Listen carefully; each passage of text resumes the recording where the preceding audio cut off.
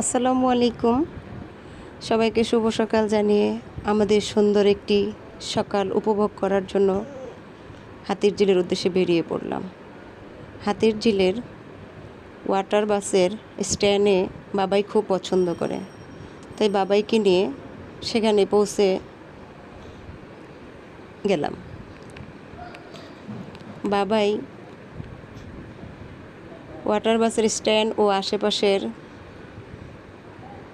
ঠান্ডা পরিবেশে আনন্দ উপভোগ করছে। এদিক সেদিক সে তাকে দেখছে, তার সাথে আমিও পরিবেশটা উপভোগ করছি। বাবাই খুব কাছ থেকে কিছু দেখার চেষ্টা করেছে, মাঝে মাঝে আমার দিকে তাকাচ্ছে, আমাকে কিছু দেখাচ্ছে, কিছু প্রশ্ন করছে। দুজন মিলেই পরিবেশটা উপভোগ করছি। বাবাইয়ের আনন্দ মানেই আমার আনন্দ। এখন আমরা ওয়াটার বাসের স্ট্যান্ড ত্যাগ করে হাতির ঝিলের প্রথম ব্রিজ দেখার জন্য হাঁটা শুরু করলাম। ফাঁকে বাবাই পানিতে পোকা দেখে সেটা দেখে খুব আনন্দ পাচ্ছে।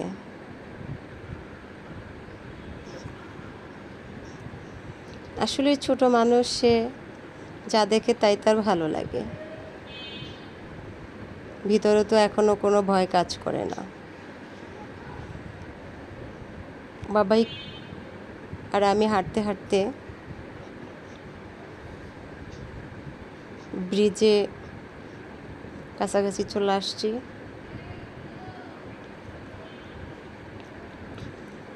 এখন আমরা ব্রিজটাকে দেখছি।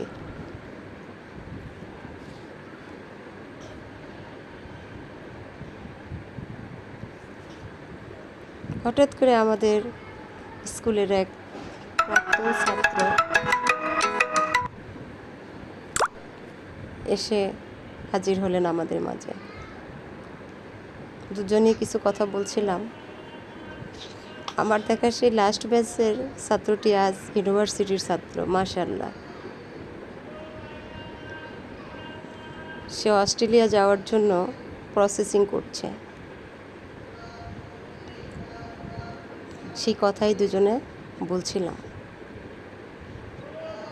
বাবাইকে আদর দিয়ে আমার ছাত্রটি বিদায় নিল।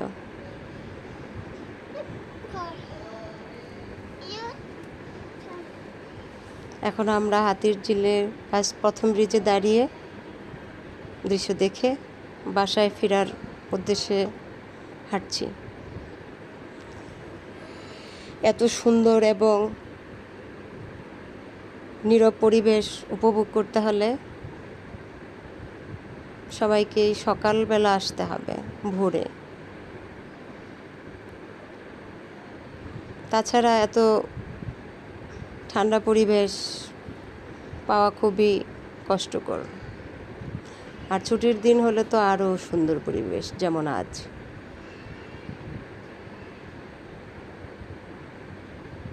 তেমন কোনো রাস্তাঘাটে গাড়ি নেই, মানুষ নেই, খুব ভালো লাগছে। আমরা রাস্তা পার হচ্ছি আমাদের বাসার উদ্দেশ্যে, এবং বাসার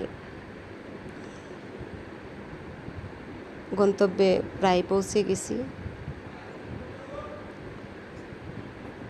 আমরা যেন প্রতিদিন এরকম সকাল উপভোগ করতে পারি। সবাই আমাদের জন্য দোয়া করবেন,